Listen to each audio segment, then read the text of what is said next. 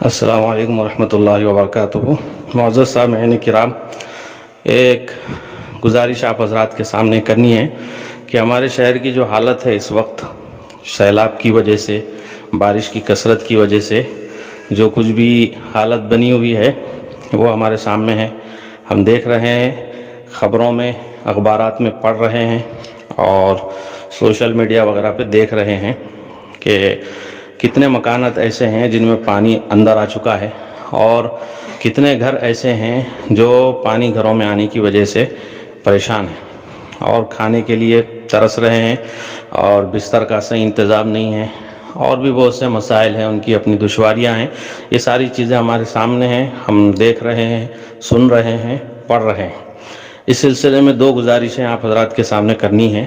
ایک گزارش یہ ہے کہ ایسے موقع پر بلا تفریق مذہب و ملت قوم کی مدد اور تعاون کے لیے، اللہ کے مخلوق اور اللہ کے بندوں کی مدد اور ان کے تعاون کے لیے ہم کو آگے بڑھنا ہے، جس سے جو بن پڑے مدد کرنا ہے، تعاون کرنا ہے۔ اس سلسلے میں ہمارے اسلام میں، ہماری شریعت میں، ہمارے مذہب میں جو تعلیمات دی گئی ہیں وہ ہمارے سامنے ہیں۔ انسان تو انسان، جانوروں تک کے ساتھ حسن سلوک کا ہم کو حکم دیا گیا ہے۔ نبی رحمت صلی اللہ علیہ وسلم نے ارشاد فرمایا کہ ایک عورت دیندار تھی، متقی پرہیزگار تھی، بلی کو اس نے باندھ رکھا تھا اور اس نے اس کو کھلا چھوڑا نہیں تھا کہ وہ اپنے کھانے پینے کا خود بندوبست کرے، اور خود سے اس کو کچھ دیا بھی نہیں تھا، جس کی وجہ سے وہ بھوکی پیاسی تڑپ کے مر گئی۔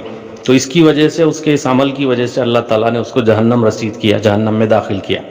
اسی طرح دوسرا واقعہ کہ ایک فاحشہ عورت ہے، بدکار عورت ہے، کتے کو اس نے دیکھا کہ پیاس کی وجہ سے گیلی مٹی کو چاٹ رہا ہے، تو اس نے اس کتے کو پانی پلایا، اس پہ ترس کھایا۔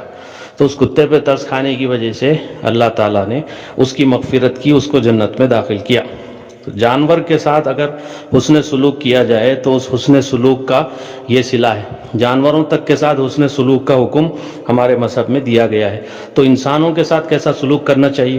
اس لیے بلا تفریق مذہب و ملت جو بھی انسان پریشان ہے اس کی مدد کرنا ہے۔ اللہ تعالیٰ کا حکم ہے وَتَعَاوَنُوا عَلَى الْبِرِّ وَالتَّقْوَىٰ وَلَا تَعَاوَنُوا عَلَى الْإِثْمِ وَالْعُدْوَانِ۔ نیکی اور تقوی کے کاموں پر ایک دوسرے کی مدد کرو، گناہوں کے سرکشی کے کاموں پر ایک دوسرے کی مدد مت کرو۔ تو ایک دوسرے کی مدد کا حکم دیا گیا ہے نیکی اور تقوی کے کاموں پر۔ تو بلا تفریق مذہب و ملت، کسی بھی مذہب سے تعلق رکھنے والا ہو، کسی بھی مسلک سے تعلق رکھنے والا ہو، اس سے ہم کو کچھ لینا دینا نہیں ہے۔ اللہ کا بندہ ہے، اللہ کی مخلوق ہے، پریشان حال ہے، اس کی پریشانی کو دور کرنے کی فکر اور کوشش کرنی چاہیے۔ جہاں تک ہو سکے اس کو مصیبت سے نکالنے کی فکر اور کوشش کرنی چاہیے۔ جو بھی ہم سے بن پڑے اس کا تعاون کرنا چاہیے، وقت فارغ کرنا چاہیے، مال لگانا چاہیے، جان لگانی چاہیے، اور غلے اناج کی شکل میں جیسی بھی شکل بن پڑے مدد اور تعاون سے پیچھے نہیں ہٹنا چاہیے۔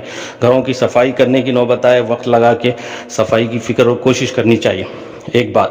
دوسری بات، اس سلسلے میں دیکھنے کو بہت سی ایسی تصویریں مل رہی ہیں کہ ایک دودھ کی پاکٹ دے رہے ہیں اور سیلفی کھنچا رہے ہیں، اور ایک چھوٹی سی کوئی چیز، چاول کا تھیلا، آٹے کا تھیلا دے رہے ہیں اور فوٹو کھنچا رہے ہیں، جس کی وجہ سے وہ بیچارہ جو غریب ہے، ضرورت مند ہے، وہ مارے شرم کے گڑ رہا ہے اور شرم سے پانی پانی ہو رہا ہے۔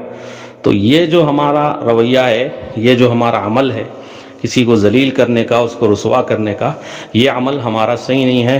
اس سلسلے میں ہم کو سوچنا چاہیے۔ قرآن کریم ہم کو حکم دیتا ہے لا تبطلوا صدقاتکم بالمن والاذى، اپنے صدقات کو احسان جتا کے، تکلیف پہنچا کے باطل مت کرو۔ صدقہ دینے کے بعد آدمی احسان جتلائے، صدقہ دینے کے بعد آدمی تکلیف پہنچائے تو اس سے اس کا صدقہ باطل ہو جاتا ہے۔ تو یہ تکلیف پہنچانے کی ایک شکل ہے کہ ہم صدقہ بھی دے رہے ہیں، مدد بھی کر رہے ہیں، اور اس کی تصویر بھی لے رہے ہیں، پھر اس کو وائرل کر رہے ہیں، اس کے اپنے دوست، اس کے رشتہ دار اور اس کے قریبی لوگ سب اس تصویر کو دیکھ رہے ہیں، جس کی وجہ سے اس کی ذلت ہو رہی ہے، اس کی رسوائی ہو رہی ہے، وہ بیچارہ مارے شرم کے پانی پانی ہو رہا ہے۔ تو یہ اپنے عمل کو باطل کرنا ہے، ضائع کرنا ہے۔ اس لیے جو بھی ہم کام کریں اللہ کے واسطے کرنا چاہیے۔ اللہ کے لیے کر رہے ہیں تو تصویر لینے کی کیا ضرورت ہے؟ وہاں پہ ہم اجر لے لیں گے، وہاں پر اللہ تعالیٰ ہم کو اس کا ثواب عطا کریں گے۔ اس لیے بغیر کسی تصویر کے، بغیر سامنے والے کی تذلیل کے، بغیر سامنے والے کو رسوا کیے ہوئے کے، اس کے مقام کا احترام کرتے ہوئے، پوری عزت نفس کا اس کا خیال رکھتے ہوئے، عزت نفس کو ملحوظ رکھتے ہوئے اس کا تعاون ہونا چاہیے، اس کی مدد ہونی چاہیے، اللہ کے پاس اجر اس کا ملے گا انشاءاللہ۔ اللہ تعالی ہمارے اس عمل کو ضائع نہیں کریں گے، اس کا بہترین بدلہ اور بہترین ثواب اللہ تعالیٰ عطا کریں گے۔ اللہ تعالیٰ ہم سب کو توفیق عمل نصیب فرمائے، آمین۔